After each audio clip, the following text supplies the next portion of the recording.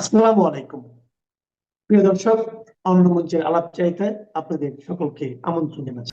এই মুহূর্তে আপনাদের সামনে কথা বলতে এসে ইউনূস দিল্লি মুখোমুখি এই প্রসঙ্গটা নিয়ে কথা বলবো। আমি বললাম ইউনূস দিল্লি মুখোমুখি, বলতে তো পারতাম ঢাকা দিল্লি মুখোমুখি, কিন্তু না। কে ঢাকা? কার ঢাকা? ঢাকা বাংলাদেশের রাজধানী। বাংলাদেশ ভারত কখনোই মুখোমুখি ছিল না, কিংবা ঢাকা দিল্লি কখনোই মুখোমুখি নয়। বাংলাদেশের বেশিরভাগ মানুষ, আমি বারবার বলেছি, এখনো বলছি, ভারত বাংলাদেশ একটা যৌক্তিক সম্পর্কে বিশ্বাস করে। বাংলাদেশের বেশিরভাগ মানুষ ঢাকা দিল্লি একটা যৌক্তিক সম্পর্কে বিশ্বাস করে। ইউনূস ঢাকার কিছু নয়, ঢাকার কেউ নয়, অবৈধ দখলদার, যার দরুন বাংলাদেশের ক্ষতি যা হয় যাতে সেই কর্মকাণ্ডগুলোই বেশি করে করছে বা করে। ডক্টর ইউনূস এই অবৈধ ক্ষমতা দখলকালেই, প্রাককালেই যদি বলেন, শপথ নেবার প্রাককালেই যখন দেখলেন যে বাংলাদেশ কিছু অংশ, একটি উত্তপ্ত অংশ আছে যে ভারত বিরোধী, সেই ভারত বিরোধী সেন্টিমেন্টটাকে কাজে লাগানোর জন্য শপথ গ্রহণের আগে, এগুলো কথা অনেকবার বলেছি, আবারও বলছি, স্মরণ করিয়ে দিতে হবে বারবার, যে শপথ গ্রহণের আগেই ফ্রান্স থেকে হুঙ্কার দিলেন, প্যারিস থেকে, যে বাংলাদেশ যদি কোনোভাবে আক্রান্ত হয় তাহলে ভারতের উত্তর পূর্বাঞ্চলের রাজ্যগুলো, কলকাতা, কেউ রক্ষা পাবে না। ভারত কি বাংলাদেশকে আক্রমণ করেছিল সেই সময়? ইউনূস শুধুমাত্র বাংলাদেশি ভারত বিরোধী সেন্টিমেন্টকে কবজা করবার জন্য, ক্ষমতার মসনদকে দীর্ঘস্থায়ী করবার জন্য, নিজেকে জনপ্রিয় হিসেবে আবির্ভূত করবার জন্য ভারত বিরোধী, ভারত বিদ্বেষী মন্তব্য করে ক্ষমতার মসনদে বসেছিলেন। এবং ক্ষমতায় বসার পর থেকে ইউনূসের একের পর এক ভারত বিরোধী তির্যক মন্তব্য, যেমন চীনা বিনিয়োগ টানতে গিয়ে উত্তর পূর্ব ভারতের প্রসঙ্গ টেনেছিলেন, আপনাদের মনে আছে নিশ্চয়ই। আবার নেপালের প্রতিনিধি ইউনূসের সাথে সাক্ষাৎ করতে এলে নেপালের প্রতিনিধির সাথে সেভেন সিস্টার্স প্রসঙ্গ টেনেছিলেন তিনি।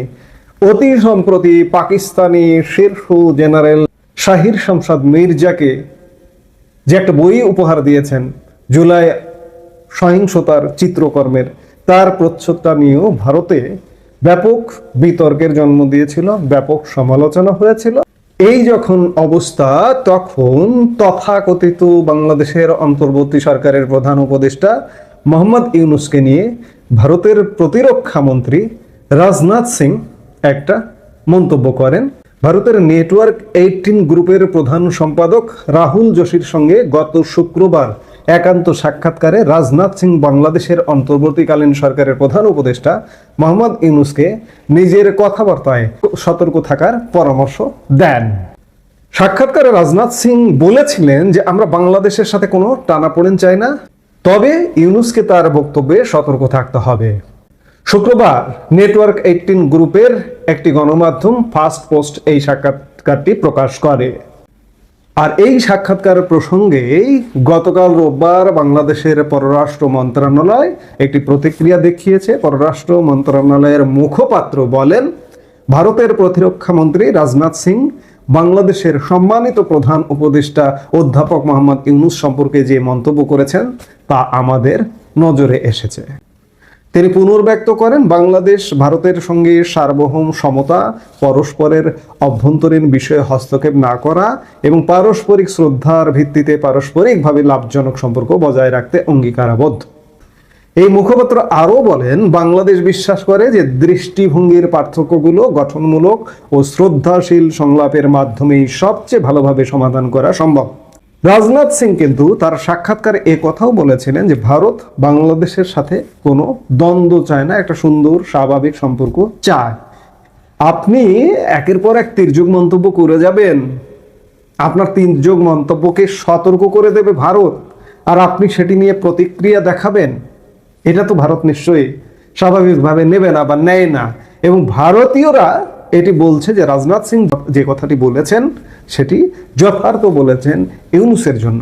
এমনকি আমরা বাংলাদেশের মানুষও মনে করি যে ইউনূসের বাড়াবাড়িপূর্ণ কথাবার্তা, বিশেষ করে ভারতকে নিয়ে, কারণ আমরা ভারতের সাথে সুন্দর সম্পর্ক বজায় রাখতে চাই। আজকে 15 মাসে ভারতের সাথে সম্পর্ক খারাপের কারণে আমরা বহু ক্ষতিগ্রস্ত হয়েছি। অর্থনৈতিক, পর্যটন, চিকিৎসা, ব্যবসা, বাণিজ্য, নানা ক্ষেত্রে আমরা বহুমুখী ক্ষতিগ্রস্ত হয়ে গেছে। আমাদের ভিসা 15 মাসে আমাদের পর্যটন ভিসা টোটালি বন্ধ।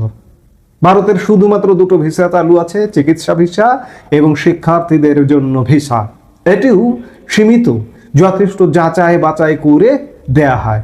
বাংলাদেশের বহু মানুষ ভারতের উন্নত চিকিৎসা থেকে বঞ্চিত হচ্ছে গত 15 মাস যাবৎ। আমরা তো এমনটা চাই না। আজকে ইউনূস দিল্লি মুখোমুখি, বাংলাদেশ ভারত কিন্তু মুখোমুখি নয়। এর শেষ কোথায়? এর শেষ নিশ্চয়ই হতে হবে, ইউনূসের অবসান হতে হবে। ইউনূসের অবসান হলেই কেবলমাত্র ভারত বাংলাদেশ সম্পর্ক উন্নয়ন সম্ভব। এছাড়া কোনোভাবেই এই সম্পর্কের উন্নয়ন আর সম্ভব নয়। ইউনূসের বিদায় হতে হবে। ইউনূসের বিদায় ঘন্টা ইতিমধ্যে বেজে গেছে, সময়ের ব্যাপার। আমরা বলছি, বারবার বলছি, কিন্তু আর কত ভাই? একটা সহ্যের তো সীমা আছে। সকল সীমা লঙ্ঘন করে ফেলেছে ইউনূস। কাজে ইউনূসের বিদায় হতে হবে। ভারত বাংলাদেশ সম্পর্কের মতো বাংলাদেশের নানা ক্ষেত্রে একটা স্টেবল পরিবেশ আসতে হবে। সেটি একান্ত কাম্য, নইলে বাংলাদেশের খুব বড় ধরনের ক্ষতি হয়ে যাবে। আওয়ামী লীগের লকডাউন, সরকারে কি হচ্ছে, সেনাবাহিনীতে কি হচ্ছে, এই প্রসঙ্গটি নিয়ে আপনাদের সামনে এই মুহূর্তে কথা বলবো। প্রথমে আসি সরকারের। আওয়ামী লীগের লকডাউনকে কেন্দ্র করে সরকারের মধ্যে ভয়ঙ্কর একটা তোলপাড় শুরু হয়ে গেছে। সরকারের মধ্যে শুধু না, সারা বাংলাদেশে একটা আতঙ্ক তৈরি হয়ে গেছে। এটা কিন্তু আওয়ামী লীগের লকডাউন, অন্য কারো না। কিন্তু জনগণের দল আওয়ামী লীগের। এই লকডাউন সরকার ঠেকাতে পারবে কি? লকডাউন আওয়ামী লীগ কি সফল করতে পারবে? চারিদিকের যেসব আলামত দেখা যাচ্ছে তাতে সফল হবে। কারণ হচ্ছে ইতিমধ্যে আওয়ামী লীগের জন্য সহায়ক নানান পরিবেশ তৈরি হয়ে গেছে। আপনারা জানেন যে গত শুক্রবারে সেনাবাহিনীর শীর্ষ জেনারেলদের বৈঠকটার কথা জানেন। আমরা আলাদা করে কন্টেন্ট করে সেগুলো জানিয়েছি। কি আলাপ হয়েছে আপনারা সেটি শুনেছেন। এবং সেনাবাহিনী যে সময় আওয়ামী লীগের কর্মসূচি, সে সময় সেনাবাহিনী উঠে যাবার খবরও আপনারা শুনেছেন। কিন্তু মাঝখান থেকে গতকালকে একটা বিভ্রান্তি তৈরি করেছে স্বরাষ্ট্র উপদেষ্টা লেফটেন্যান্ট জেনারেল অবসরপ্রাপ্ত জাহাঙ্গীর আলম চৌধুরী। বিভ্রান্তি মানে এটি একটি ডাহা মিথ্যাচার। গত 4 তারিখ মঙ্গলবার আইন শৃঙ্খলা রক্ষাকারী কমিটির কোর কমিটির যে বৈঠকটা অনুষ্ঠিত হয়েছিল, সেই বৈঠকেই সিদ্ধান্ত হয়েছিল এটা সেনাবাহিনীর চাপে যে আমরা আর মাঠে থাকবো না।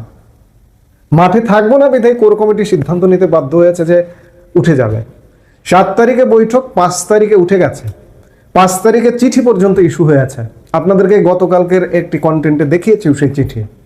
তো কাজেই গতকাল স্বরাষ্ট্র উপদেষ্টা লেফটেন্যান্ট জেনারেল জাহাঙ্গীর আলম চৌধুরী মিথ্যাচার করেছেন। সেনাবাহিনী, আপনি খোঁজ নিয়ে দেখুন সারা বাংলাদেশে সেনাবাহিনী আগে যা ছিল ততটুকু আছে কিনা। এবং আরও আসার কথা, সুখের কথা আওয়ামী লীগের জন্য, এই যে আমি ম্যাজিস্ট্রেসি পাওয়ারের কথা বলছি, আসন্ন ম্যাজিস্ট্রেসি পাওয়ার 2-3 দিনের মধ্যে জারি হবার কথা ছিল, এটা জারি হচ্ছে না এখন পর্যন্ত। আমি এটি জানি, কিন্তু এটা বলতে পারবো না যে কালকে আবার সিদ্ধান্ত কি হয়। এখন পর্যন্ত জানি যে এই ম্যাজিস্ট্রেসি পাওয়ার নতুন করে জারি হচ্ছে না।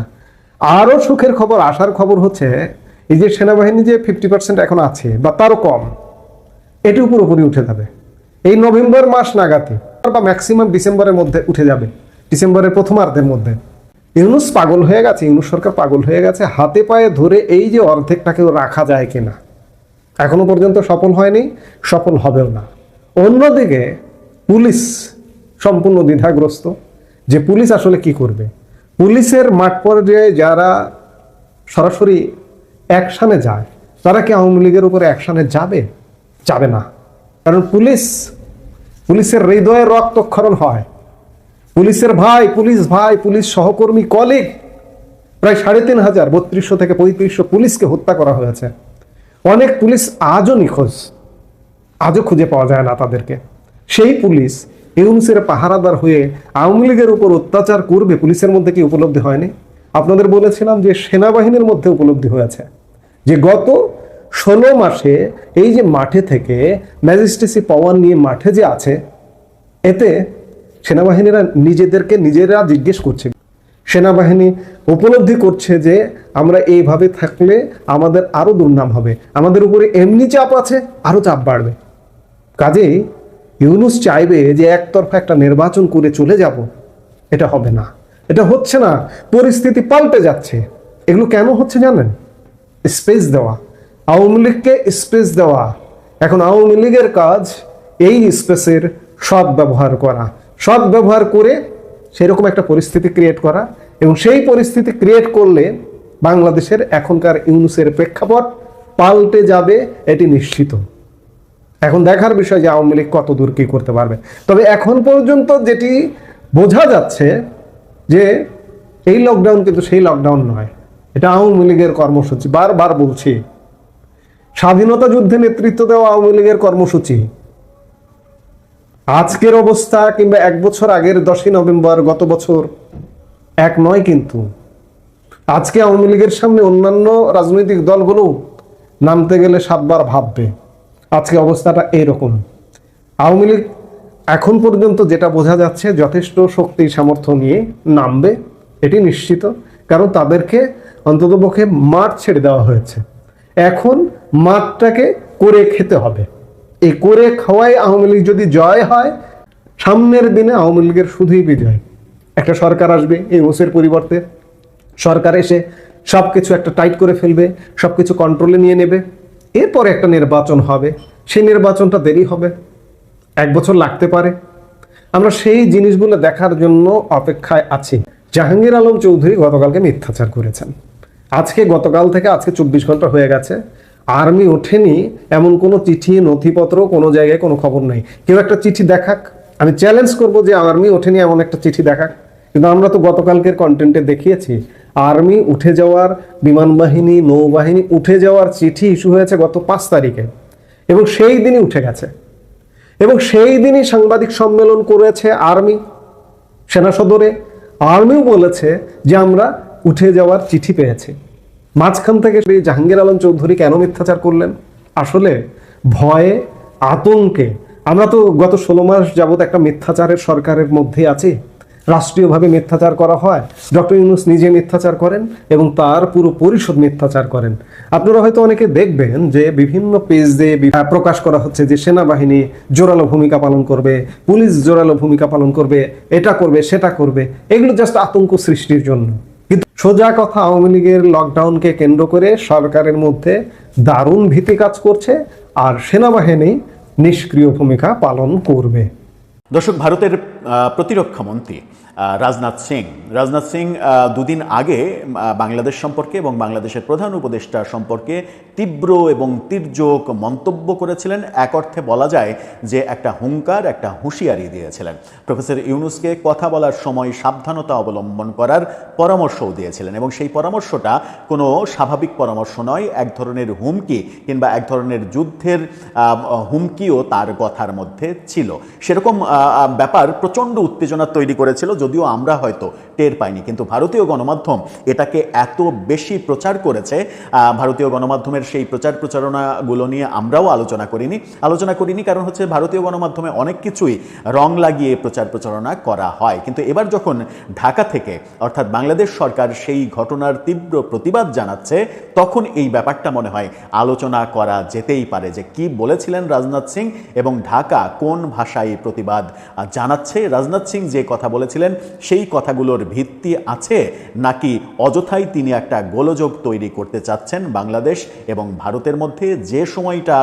যে সময়টাতে আমরা দেখছি ভারত চিকেন নেক এলাকায় 3টি নতুন সামরিক ঘাঁটি তৈরি করেছে, নানা ধরনের অপপ্রচার চলছে যে ভারত বাংলাদেশ সীমানার 62 কিলোমিটার এলাকা জুড়ে নজরদারি শুরু করেছে। কেউ একটু গুজব রটানোর কথা মতো করে এরকমটাও বলার চেষ্টা করেছেন, যেটা বিজিবি থেকে সবাইকে সতর্ক থাকার কথা বলা হয়েছে যে বাংলাদেশের 62 কিলোমিটার উত্তরাঞ্চলে 62 কিলোমিটার ভারত দখল করে নিয়েছে। এরকম গুজবও কেউ ছড়াচ্ছেন, যেটা একেবারেই মিথ্যা কথা। মূল সত্য কথা হচ্ছে যে ভারত বাংলাদেশের সীমান্ত অঞ্চলে তাদের প্রচুর সেনা মোতায়েন করেছে এবং তাদের নজরদারি, তাদের টেক কেয়ার, এই ব্যাপারগুলো বাড়িয়েছে। কোন প্রেক্ষাপটে তারা এটা করলো, সেই প্রেক্ষাপটের সঙ্গে কি রাজনাথ সিংয়ের প্রতিরক্ষা মন্ত্রী হিসেবে তার এই কথার সম্পর্ক ছিল? একটু বুঝে ওঠার চেষ্টা করবে এই ভিডিওতে। দর্শক, বলছিলাম ভারতের প্রতিরক্ষা মন্ত্রী মানে কিন্তু যে সে ফেলনা নয়, সমস্ত বাহিনীর নিয়ন্ত্রণ তার হাতে। অর্থাৎ ভারতের সব বাহিনীকে নিয়ন্ত্রণ করার কাজটা প্রতিরক্ষা মন্ত্রী যেমন করেন, আবার নিরাপত্তা উপদেষ্টা অজিত দোভাল, এই দুইজনই তো মূলত মূলত এই কলকাঠি নাড়ান, সামরিক বাহিনীকে কেন্দ্র করে, গোয়েন্দা সংস্থাকে কেন্দ্র করে সমস্ত কলকাঠিগুলো এই দুইজনই নাড়ান। সুতরাং রাজনাথ সিংয়ের যে কোনো কথাকে গুরুত্বহীন বলে উড়িয়ে দেয়া নেহায়েত বোকামি হবে। রাজনাথ সিংয়ের সেই কথাই একটু প্রতিবাদটা দেখে নিন। মানবজমিন শিরোনামে বলছে, সব পত্রিকায় নিউজ করেছে অলরেডি, গত রাতে এই নিউজটা এসেছে। সেখানে বলা হচ্ছে রাজনাথ সিংয়ের মন্তব্য কূটনৈতিক সৌজন্যের পরিপন্থী ঢাকা, অর্থাৎ ঢাকা থেকে তার মন্তব্যের প্রতিবাদ জানানো হয়েছে। কি প্রতিবাদ জানানো হয়েছে? বলা হয়েছে যে বাংলাদেশের অন্তর্বর্তী সরকারের প্রধান উপদেষ্টা অধ্যাপক ডক্টর ইউনূসকে নিয়ে ভারতের প্রতিরক্ষা মন্ত্রী রাজনাথ সিংয়ের সাম্প্রতিক মন্তব্যকে অযথার্থ এবং শিষ্টাচার ও কূটনৈতিক সৌজন্যের প্রতি সম্মানজনক নয় বলে মন্তব্য করা হয়েছে।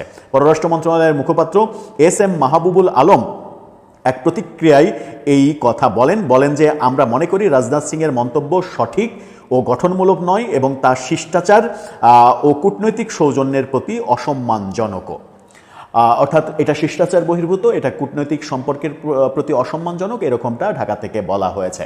যখন ঢাকা থেকে এটা বলা হচ্ছে, তখন দুদিন আগে রাজনাথ সিং কি বলেছিলেন? ভারতীয় গণমাধ্যমের মানে প্রোপাগান্ডা নিয়ে কথা বলতে চায় না, বাংলাদেশের গণমাধ্যম তাকে নিয়ে কি বলেছে? বাংলাদেশের গণমাধ্যম, অন্যতম নির্ভরযোগ্য গণমাধ্যম প্রথম আলো রাজনাথ সিংকে নিয়ে কি শিরোনাম করেছিল তার বক্তব্যের একটু দেখে নিন। প্রথম আলোর শিরোনামটা, সেখানে বলা হচ্ছে বাংলাদেশের সঙ্গে সম্পর্কের টানাপোড়েন চায় না ভারত, এটাই শিরোনাম করেছিল প্রথম আলো, কিন্তু সেখানে বর্ণনাতে বেশ ভয়াবহ ব্যাপার ছিল।